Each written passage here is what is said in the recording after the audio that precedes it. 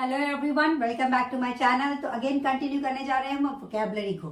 Vocabulary की already बहुत सारी वीडियो मैं अपलोड कर चुकी हूँ, जिसमें मैंने बहुत सारी ट्रिक्स बताई हैं आपको कि आप वर्ड मीनिंग कैसे बना सकते हैं। और आज की क्लास में हम करने जा रहे हैं कुछ बेसिक वर्ड्स जो आपको बहुत ज्यादा कंफ्यूज करते हैं। तो इन वर्ड्स को सीखते हैं वन बाय वन। पहला वर्ड है छीनना। जब छीनने की बात करते हैं, वैसे तो बहुत सारे वर्ड है, बट जनरली यूज होता है स्नैच। क्या वर्ड होता है? स्नैच। It's SNATCH, snatch. अब इस पे सेंटेंस बना के इसको समझते हैं। जैसे तुम मुझसे क्यों छीन रहे हो? So why are you snatching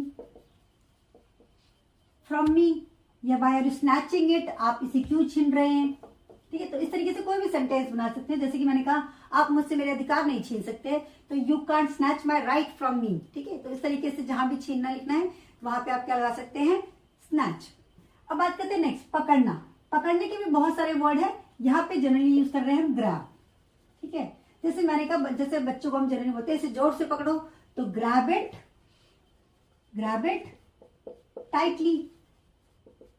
ठीक है, या फिर तुम इसे कभी भी सही से नहीं पकड़ते, you don't grab it properly, that's why it falls, इसलिए ये गिर जाता है। तो जहां भी आपको पकड़ना लोना है वहां पे आप लगा सकते हैं ग्रैब। ठीक है, नेक्स्ट है झटके से उछलना।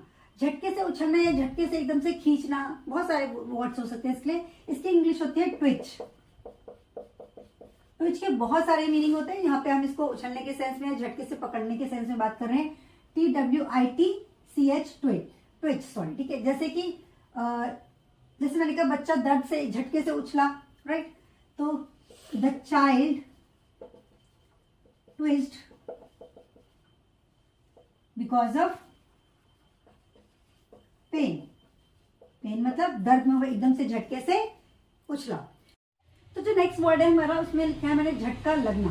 तो ये झटका लगना अगर पॉजिटिव सेंस में है, पॉजिटिव मतलब खुशी से किसी वजह से आपको झटका लगा है, कि खुशी से आप एकदम से झटक गए हैं अपने को, तो इसके क्या यूज होता है? Very easy, that is surprise. क्या बोलते हैं हम? सरप्राइज। जैसे मुझे एकदम से झटका लगा, और ये जो झटका था ये खुशी से था, तो आई गॉट सरप्राइज्ड। ठीक है, यहाँ पे गॉट के बाद मैंने सरप्राइज को लिखा है। जब भी गॉट के बाद, गेट के बाद कभी भी कोई वर्ब आता है तो it will be in third form always. ठीक है, अब यही झटका लगना अगर नेगेटिव सेंस में है, या फिर आप कह सकते हैं कि ये क्या है, आप उसकी वजह से परेशान हो गए, तब आप लगाते हैं शॉक। क्या लगाते हैं? शॉक। It's SHOCK। जैसे कि मैंने कहा, तुम्हें झटका लगने वाला है किसी नेगेटिव सेंस में, यानी कि आप बोलना चाह रहे हैं कि किसी बुरी वजह से, राइट। तो ही या यू, जो भी आप बोलना चाहते हैं, यू विल गेट शॉक्ड। आपको झटका लगेगा आफ्टर लिसनिंग दिस न्यूज। जो भी न्यूज है वो न्यूज अच्छी नहीं है, इसलिए आपको झटका लगेगा और आप दुखी हो जाएंगे। तो इस तरीके से हमने सीखा सरप्राइज और शॉक को।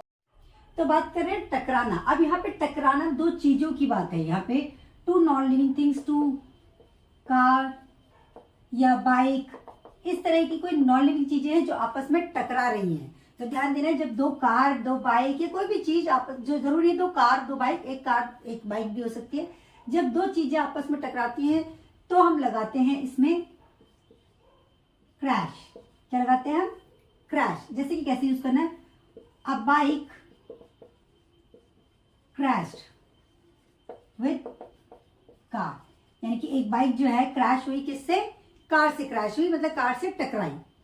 नेक्स्ट टकराना है यहाँ पे ओकेजन। किसी भी ओकेजन की बात करें, इवेंट की बात करें, दो डेट की बात करें, यानी कि मीटिंग की डेट की बात करें, कोई भी जो ओकेजन है वो दो ओकेजन एक साथ आ गए, ठीक है, एक ही डेट पर आ जाए, तो इस तरीके से जब डेट की टकराने की बात होती है तब लगाते हैं हम क्लैश।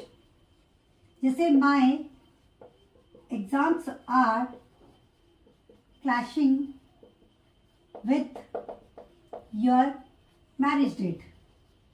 ठीक है, यहाँ पे मैरिज की जो डेट और एग्जाम्स की डेट क्या है? क्लैश हो रही है, इसका मतलब सेम डे पे है, सेम डेट पे है। तो जो नेक्स्ट वर्ड है दैट इज कसकर खींचना, अपनी ओर खींचना या झटके से खींचना। जब इस वर्ड की बात करते हैं then we can use yank, YANK, yank. जैसे मैंने कहा कसकर मत खींचो, तो डोंट यांक इट।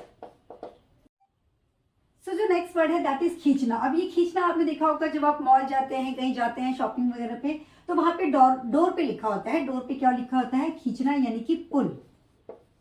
अब इसका खींचने का मतलब है कि अपनी और खींचना, तो अपनी और खींचने के लिखा होगा पुल। तो आपको समझ जाना है कि आपको अपनी डायरेक्शन में उस डोर को खींचना है। सो pull and open the door, इसका मतलब है अपनी तरफ खींचो और डोर खोल लो। ठीक है। इस तरीके से जब धक्का देना हो, लिखा हो धक्का देना, तो इसका क्या मतलब होता है, पुश। अब ये पुश धक्का ऑब्वियस सी बात है आपको अपनी डायरेक्शन से अपोजिट डायरेक्शन में देना है, यानी कि इस तरीके से देना है। तो जब आप बात करते हैं धक्का देने की, धकेलने की, तो लगाएंगे आप पुश। जैसे मैंने कहा, अब ये डोर पे भी लिखा होता है, या चीजों के लिए भी हो सकते हैं आपकी, इसे धक्का दो, पुश इट। ठीक है, यानी कि इसे धक्का देकर पुश इट अवे, यानी कि इसको धक्का देकर दूर कर दो। या फिर डोर पे भी लिखा था पुश, पुश का मतलब क्या हुआ कि इसे अपनी अपोजिट डायरेक्शन में इस तरीके से धक्का देकर खोलें। तो इस तरीके से हमने बात करी आज 10 इंटरेस्टिंग और बेसिक वर्ड्स की जो बहुत ज्यादा यूज होते हैं हमारे डे टू डे लाइफ में। आई होप कि आज की वीडियो भी आपको पसंद आई होगी। अगर आपको इस तरह की वीडियो पसंद आती है, डोंट फॉरगेट टू सब्सक्राइब, और अगर आपको बहुत पसंद आती है तो इसे अपने दोस्तों के साथ ज्यादा से ज्यादा शेयर करें। Thank you so much guys.